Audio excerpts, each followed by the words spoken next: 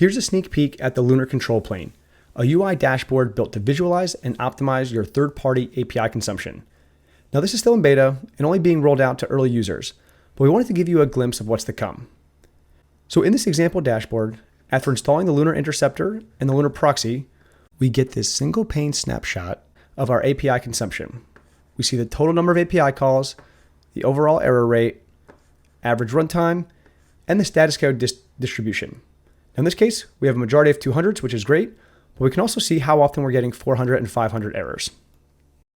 Now let's go down to this middle section where we can drill down by API provider and also look at specific endpoints for each API provider. In this case, right, we have GitHub, Slack, Stripe, etc. But let's go ahead and look specifically at the endpoints we're consuming from GitHub. We can see all the different all the different paths, and we can see when the last time we made that call was, how many total API calls there were, and the status code distribution for each one.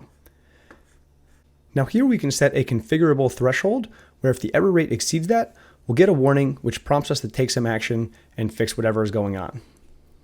Now, like I said, this is just a quick overview. It's still in beta and we're getting early users on now. So if you're interested in checking it out, get in touch, give it a try, and we'll be shipping new features soon.